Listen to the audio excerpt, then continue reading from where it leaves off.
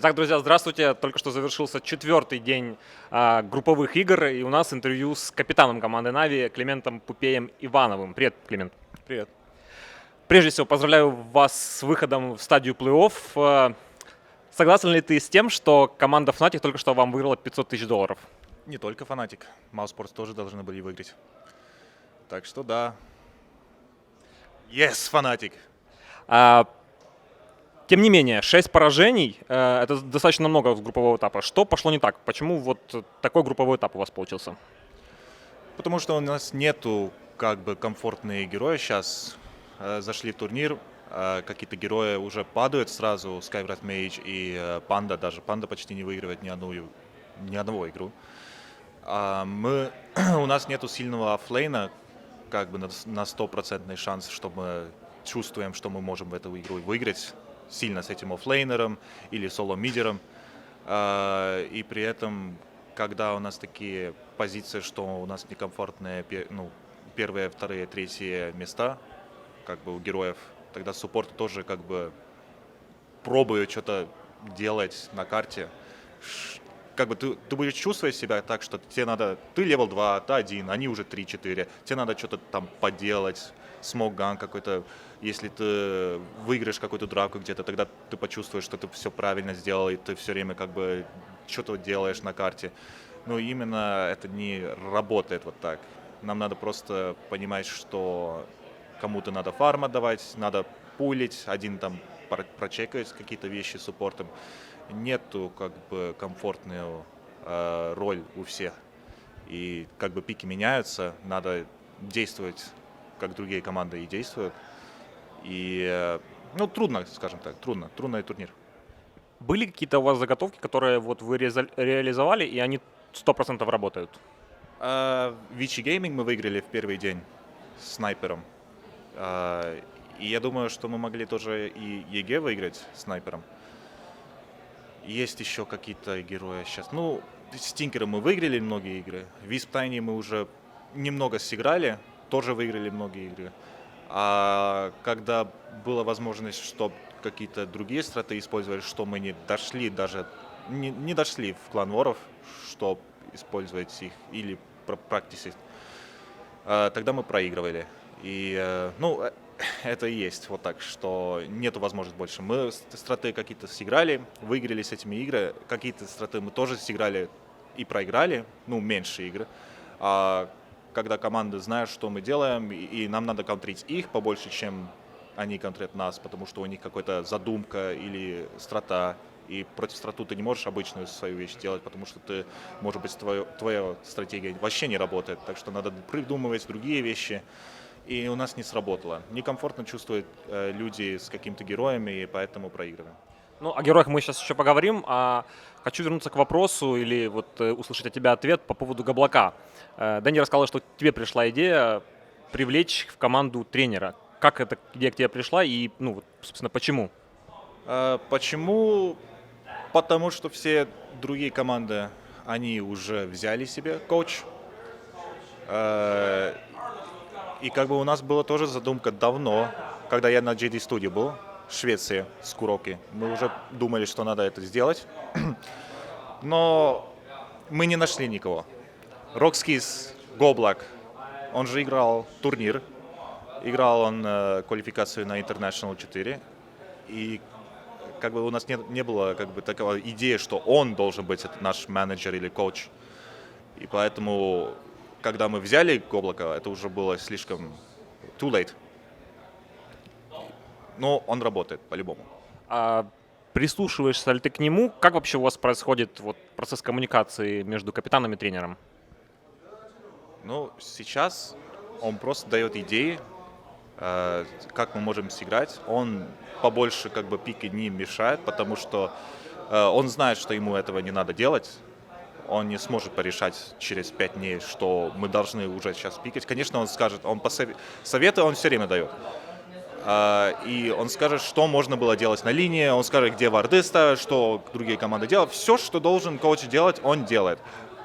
Он просто пришел слишком late, и не все на уровне 100%, как у других, может быть, команды, но он по-любому полезный. А можешь рассказать немного, скажем так, о сенсациях этого турнира? Ожидал ли ты, что Empire и Alliance вот вылетят вот в групповом этапе? Нет. Я ожидал, что какие-то другие американские команды могут быть на не такие. У них хорошее место сейчас. Liquid, они выигрывают очень много. Cloud9, они почти проигрывали все кланварочные игры.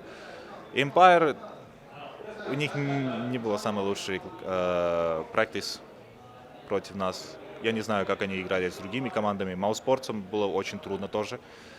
Ну, у нас тоже было трудно. Empire, они сильные, но их можно как бы убить как-то. У них нету такого сильного carry стратегию, и поэтому очень многие команды, которые там роумят, как IG или Liquid, кто еще из этих команд, кто еще там делает это? Liquid, IG,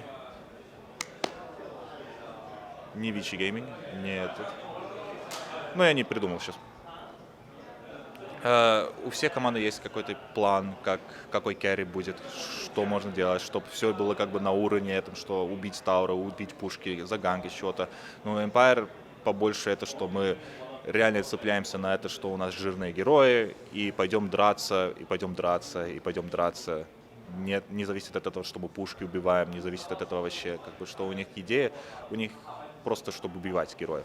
Или all-in push. Вопрос касательно группового этапа. В нем задоминировали, в принципе, китайские команды. Можешь проанализировать, какой у них сейчас, ну, как бы не... Нет, китайские. ДК и IG и ВГ. И что, Абин? Ну, можешь прокомментировать их уровень? Они задоминировали, то есть они вверху таблицы показывают хороший уровень. Ожидал ли ты от них такой игры? Да. Я ожидал, что Ньюби получше тоже сыграют. Первый день они сыграли очень хорошо. Я думаю, что и так и пойдет. Не пошло, короче. Что IG выигрывает очень много игр. Это не сюрприз. Не сюрприз. ДК, как обычно, ДК все время гранд-финале почти на всех турнирах. IG тоже там. И Vici Gaming. Ну, Vici Gaming, может быть, не выигрывает так много турниров, но они все время квалификацию выигрывают. Они все время в группе очень часто берут первое место. Так что, конечно, мы не знаем, что может случиться с ними после группы, но перед групповое мы знаем 100%, что Vici Gaming, они очень сильные. А что произошло? Почему вы их так легко, в принципе, выиграли в начале группового этапа, а остальные команды потом им проигрывают? Они не сыграли вот этот лайнап, что против нас они сыграли, больше не играли его. Так что придумка у них была, они зафейлили 2 раза Shadow Demon, Arrow, Камбу, и это уже как бы проигрываете игру. Если у тебя есть возможность пикнуть суппорт под Му и Shadow Demon и цеплять киллов, и ты просто промахиваешь с Арровом, это очень дезморалит тебя. Так что они проиграли, потому что мы уже чувствовали себя так хорошо, что они зафейлили. Мы пришли, опять их убили, потому что мы аутфармили их суппортами, и убили их, выгнали их и пошли пушить снайпером. Можешь рассказать, какой матч с группового этапа был для вас самым сложным? Самым сложным?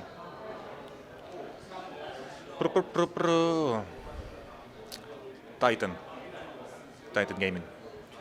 Вот, кстати, вопрос по Titan. У вас было там колоссальное преимущество, но потом оказывалось, что они планомерно, но уверенно это преимущество сокращают. И вы в свое время, в принципе, как бы в свою очередь ничего не делали. В принципе, то же самое, что произошло с игрой с Alliance. Почему? Нага Сирена. А вот в игре с Titan, почему в такие моменты не делаете какое-то переломное решение? Почти, что я сказал уже на ESL, что у нас есть проблема только так, что кто-то не двигается на правильном месте. Кто-то хочет там пофармить чего-то в лесу или на миде, и ты реально теряешь 10 секунд, но это 10 секунд мог быть это, что ты самый сильный герой, скажем, какой-то Void или что такое, у кого есть купол. миллион раз мы видим как Void ганкает для тебя, а не так, что Void фармит. И вот такие мувменты с паком Void, бла-бла, любые герои, кто могут убить героя, кто идет на топ, ну, думают, что там 5 героев. Это значит, что ты уже думаешь, что там 5 героев, это значит, что ты не пойдешь туда, ты будешь фармить, никого как бы на карте нету, может быть какой-то другой герой, ты выбираешь, кого цеплять, ну, ты уже думаешь 15 секунд об этом, что кого цеплять, и кто-то уже умирает, он соло стоял на топе, бля, мувмента нету, должен быть комфортная идея у тебя, что ты чувствуешь, что ты сильный, даже если там 2 героя сидит под ним. Убивай его, посмотрим, если там 2 героя будет, мы будем цеплять, потому что вы быстрее, суппорты тоже как бы где-то вот там могут быть рядом, и делать активную игру, а не так, что сидеть и ждать, когда они придут к нам, и тогда мы будем драться. Никто так не играет больше. Давно. Мувмент. Это просто мувмент. А почему выводы вот никто не делает, если вы понимаете, что это ваша основная проблема? Я и сказал. Первая вещь, что я сказал уже, это значит, что комфорт, это значит, что ты чувствуешь себя сильно. Если ты сильный, тогда ты думаешь, что ты можешь его убить. Даже если придут, даже если туда кто-то что-то сделает, если ты чувствуешь, что ты и какой-то другой герой, скажем, Хвост и Дэнди, думают, что они сильные, они пойдут убьют его. Они просто убьют, и если кто-то придет, и убьют его еще тоже. Но если нет вот таких чувств, тогда они не пойдут туда. И это как бы и есть. Это мораль, дисмораль, как угодно ты можешь это принести. Ну, это чувство может быть из-за пиков. Вот у меня вопрос, может быть? Да, конечно, может быть. Вот насколько были оправданы в групповом этапе Огрмак и Снайпер? Вот. Огрмак и Снайпер? Да. Ты имеешь в виду как бы вместе или вообще как герои? Как отдельные герои. Отдельные герои, Снайпер, команда чувствует с ним очень хорошо. С Огром тоже. С Огром вы игры проиграли. С Огром мы проиграли, но мы не проиграли из-за этого, потому что у нас был Огр или Снайпер. Мы проиграли, потому что у нас было чего-то другое, что не сработало. Когда мы сыграли против IG, у нас было все возможности, чтобы выиграть эту игру. Все возможности. Но мы проиграли, потому что какие-то мувы начинались там, кто-то побежал там что-то делать, спрашивает 10 раз, если он может соло ебануть этого Эршейкера, подумал 15 секунд, подумал, инвиз закончился, его убили, идет кто-то другой, тоже его убили, помогать ему, третий идет помогать, умер, четвертый, понимаешь, нас убивали минуту. 5 героев умер, 4 героя умер за минуту, а мы могли их убить через 10 секунд, если мы все вместе бы были. Спрашивать не надо, должен плеер как бы понимать, что он, если увидит ситуацию, чтобы убить, должен он это сделать. Если это не сработает, обычно все говорят, что нет, не надо, потому что мы увидели кто-то там на топе. Но если ты видишь какого-то рандом героя, фида, булку, если ты увидишь булку, ты должен взять булку и его послать. Хочу немножко пообщаться по поводу матча с Alliance. Как ты отнесся, какие у тебя были чувства перед этим матчем? Отнесся. Как ты относился к этому матчу? Было ли желание, скажем так, им отомстить? Потому что, в принципе, в этом матче решалась их судьба турнира. Да. План у нас против Alliance был немного другая. Какой? Про пики. Мы хотели им отдать или Виспа, я хотел Скуро отдать им Виспа и взять какого-то батрайдера. Если они возьмут батрайдера, мы возьмем Виспа, Тини, там что угодно, чтобы пошли играть Хаос. Или, не Хаос, а просто, что мы чувствовали хорошо себя. Эта идея не прошло. Думали, что нафиг с этим. Забаним, как все команды забанили против них Виспа Фуриона и играем чистую игру. Сделали один фейл мув, где мы взяли Энигму после Разора, потому что этого не надо было делать. Мы могли просто сразу Эмбер Спирита взять после Разора и чувствовать себя сильно. Но игроки не чувствовали сильно с Эмбером, почувствовали побольше с Энигмой. И когда у нас сейчас вот этот турнир целое игралось, мы выигрывали скажем, 70% игры из-за этого, что мы чувствуем хорошо. И, ну, скажем так, это 50-50. 50-50. Ты не знаешь. Мы уже как бы топ-10, и, может быть, нам надо просто чувствовать хорошо. И я взял Энигму. Но надо было взять Эмбера. Он бы с иллюзиями справлялся. Он бы с иллюзиями справлялся, он бы Батрайдера цеплял, мы бы играли, когда двойной керри у нас и один керри не умирает почти против ничего. Конечно, мог все бы изменить, они могли бы чего-то другого поприкать, но по-любому Энигма было плохое решение, чтобы взять. То есть, в принципе, ну, со стороны выглядело так, что в игре очень не хватает агрессии. Это из-за героев? Ну, у них Батрайдер, Шторм Спирит. Они только цепляют, и Нага Сирена пушит все линии. Если ты куда-то пойдешь соло, если ты куда-то пойдешь не так, ты умираешь, и почти ГГ. Ну, не ГГ, ну, конечно, что ты потеряешь почти все. И как бы, ну, первая вещь, это что если ты умираешь, это не значит, что у тебя ГГ, но ты потеряешь все линии моментально. Да. То есть вы старались не умирать как бы в противовес тому, чтобы... Они даже не дрались. Они отдали все пушки. Ну и что? Они будут забирать пушки. Сейчас тоже, после когда мы убьем все пушки. Вы же понимаете, что Нага Сирена в лейте вот с радианцем, она становится все сильнее и сильнее, и как бы справляться с ней будет как бы все сложнее. Почему бы не пойти вот сразу по миду как-нибудь, ну вот такой вот, знаешь, пабовский прием? Ну, это мы и делали, попробовали. Если у тебя уже разор там пол хпшный перед пуша, потому что Нага Сирена откидывает, Скайврайт кинул какой-то спелл, и Руби откидывает, бочка уже кидается, Firefly просто вот так делается, и умирает один крипвейв, и у тебя уже тауры внизу, и они могут еще заслипить, если что. Так что страта хорошая, хорошо придумана против нас, и люди, кто знает, как использовать Нага Сирену, они очень very dangerous. Нет у тебя такого ощущения, что эта страта, она такая нечестная или неприятная, знаешь, как крыса Дота? Да, Red Dota. Что тебе нравится, как ЕГЭ играет против альянсов, ЕГЭ пошел пушить на миде, и уже там Фантазм, Раксы умирают, Лондруид там чип-чип-чип убивает второй Ракс.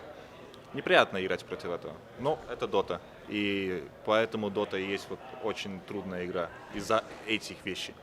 Должен сказать, что не только играть, наверное, но и смотреть очень неприятно. Можно сказать... Конечно, я не скажу, что неприятно, потому что все время это самый большой прессер вообще. Это не так, что ты увидишь драку, и ты такой, о, кто-то выиграл драку. Когда ты увидишь, что там Ракса падает внизу, что на миде будет случиться, что это, о май гад, это классно смотреть, кстати. Ну, по крайней мере, очень там зрители многие, скажем так, нецензурно выражались, но, наверное, потому что вы проиграли. Может быть, первые 30 минут не очень смотреть, но последние 10 минут офигенно. У меня еще есть вопрос по поводу пула героев. Сейчас вот в таком частом пике такие герои, как Разор, Void, которые, в принципе, всегда были в таверне. Почему именно на International они сейчас доминируют? Разор был уже... Разор, Void были уже пикнуты очень много. Очень-очень много. В Китае они пикнули Void на соло мид, ЕГЭ стали его брать на оффлейн, даже на керри. Empire тоже уже, Mouse Sports. Все стали использовать этих героев уже 2 месяца назад. Будет ли какие-то еще интересные герои, которые будут доминировать, скажем, вот в основной стадии или в стадии плей-офф? Или вот тот пул, который сейчас выбирается, он будет основным? Ну, посмотрим. У нас еще есть пару идей. Бучер, не. Если пойдет, тогда мы по-любому будем использовать какие-то необычных героев опять. И знаешь, как все время на плей-оффе что-то может поменяться там. Может быть, какой-то Bloodseeker или Juggernaut поедет опять в пик. И можно, конечно, с ними играть. Не кажется ли тебе, что Хвост лучше отыгрывает на Разоре, чем Дэнди? Да. Почему? Почему? Потому что хвост покомфортнее чувствует себя на разоре. Но это не должен быть проблема.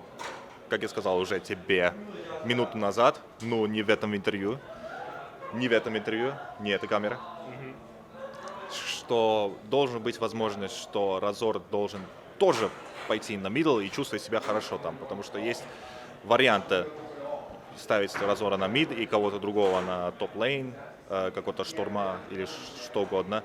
Дэнни лучше соло-мид играет, как, скажем, Артизи на разоре на миде лучше сыграет, чем Мейсон разор на миде. Но Мейсон сыграет получше, может быть, на изи-лейне с разором. А у них есть выбор, что поставить туда или туда. А можешь рассказать немножко о том, что вы делаете в перерывах между матчами? Как отдыхаете, как смотрите, как готовитесь к играм? Смотрим игры. Обычно мы сидим там, где компьютеры. Я иногда хожу просто в хотель-рум, чтобы релаксить и смотреть игры, и придумывать чего-то против противника, кто следующий. И вот так и есть. Обычно, когда-то мы покушаем, если мы знаем, что у нас там 2 часа перерыв. That is it. Можешь сравнить немножко этот International с предыдущим? Насколько сильно он отличается и в лучшую ли сторону? Ну, кроме призового фонда. Как команды? Как турнир для тебя? Турнир, конечно, лучше. Не знаю, команды тоже лучше. И престиж побольше. Когда есть и призовой фонд побольше, и команды все, как бы почти всех выигрывают. Турнир очень хороший. Интересный. Да, очень интересный турнир. Касательно системы проведения, согласен ли ты с ней и насколько она удобна тебе? В отеле? И в отеле, и имею в виду система проведения, о том, что 2 команды выходят в плей-офф. Я думаю, я еще никогда не видел вот такую запутанную групп стейдж. Я не думаю, что это плохой вариант, просто новый. Я еще как бы not ready for it. Я как бы не знаю, что думать даже. Новый работает по-любому, поинтереснее может быть зрителям, потому что все команды захотят там что-то делать. И все, как бы, если это поинтереснее, тогда, может быть, это лучше. Я, как игрок, я понимаю, что мне хуже это. Мне хуже, если я знаю, что я сыграю best of 1 против одного команды, его и никогда не увижу, какая-то американская команда может меня выиграть, а я не могу как бы ему назад как бы 1-1 сделать или 2-1. Best of 1. Выиграл одного, уходишь сразу. Мы выиграли VG. Они поняли, что против нас, может быть, вот так не надо делать, или против нас не надо вот эту. Пошли, выиграли все игры, но я думаю, что вторую игру или третью мы могли бы не выиграть у ВГ. И поэтому то же самое, как бы ситуация других команд, кто не знает ничего или бла-бла. И может проиграть группу и улетать сразу домой. У меня еще буквально 2, максимум 3 вопроса. Вопрос касательно призового фонда. Ощущается ли давление, или вы абстрагируетесь от всего и играете, концентрируетесь только на игре? Как бы не мешает тот факт, что вот сейчас, допустим, в плей-офф уже это ближе, потому что вы проиграете игру, и цена этой игры там $500 000. Нет. Там одна игра почти выигрывает тебе где-то там 200 тысяч баксов. И тем не менее, ощущается ли давление? Конечно, как обычно. Но я уже много раз играл на интернешнале, и каждый раз чувство как бы то же самое, но ты знаешь, что ты уже здесь был, и у тебя как бы relaxing moment для себя, что ты, я здесь был уже, я уже понимаю, что я буду опять вот тут, я буду опять стараться, и все это бла-бла, и как бы хорошо так.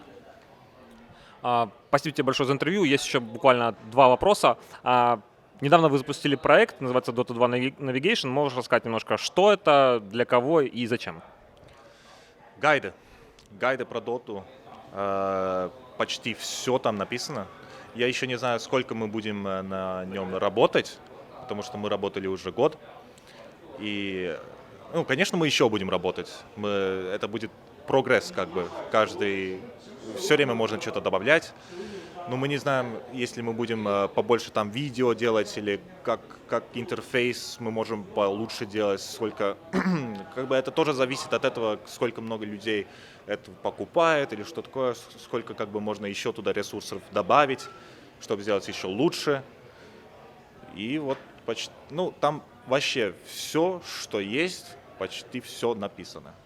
Будут ли эти гайды обновляться согласно патчей, которые будут выходить? Да. Поэтому как бы проект сам, я не знаю, как на уровне она будет и какие дни они будут как бы обновляться и как бы в Dota 2, может быть, ты знаешь, как каждый там неделю там есть какой-то патч или мини-патч или что такое. Почти на том же самом уровне задумка, что все время будет новые какие-то патчи, новые герои, новые все вещи, как бы мы дойдем до этого, что все будет внутри. Project не как бы не 100% полный, как Dota, не 100% полный, еще героев надо добавлять, и то же самое с этим гайдом. Там есть, когда Dota не officially 100%, тогда и не этот гайд. И так что мы дойдем до этого, что все будет там. То есть, если, скажем, молодой человек, молодой игрок захочет научиться играть в доту на профессиональном уровне, ему стоит начать читать и узнавать все от начала до конца. Там есть все. Да. Там есть даже как бы рассказано, как ты должен играть, как ты должен думать, инструкция, как ты должен лучше стать. И все как бы там есть написано, что это делаешь, что если у тебя есть вопрос, там он есть. Вы работали вместе с Дэнди, да? Да, Будут ли еще какие-то из игроков участвовать в этом проекте? нет. Мы уже делали это слишком много, чтобы кто-то еще помогал. Короче, не надо как бы, побольше идей не надо как бы, потому что по-любому тебе не надо спрашивать, что Разор делает от всех игроков, что делает Fog of War, как работает, как играет команда Na'Vi. Целая команда может, конечно, тебе рассказывать, но по-любому это как бы трудно все вместить внутрь и все сделать. Вот так. Скажем так, что, конечно, было отлично, если все команды бы рассказывали, как они играют, что они думают, но это бы плохо было, потому что там бы все было написано, как ЕГЭ думают, как это, что у них в мысли. Мы это, конечно, тоже не сделали, что мы рассказываем, что я думаю, что это, бла-бла. Но у нас хорошие там статистики, придумки, как работает Dota вообще, что надо делать, если ты в вот таком позиции, какая страта выигрывает какую-то страту, куда двигаться. Там абсолютно все. Хорошо, Клин, спасибо тебе большое за такое интересное, объемное интервью. Какие-то слова благодарности, приветы, пожелания? Thank you, Fnatic. Спасибо большое, это был Климент. Всем пока.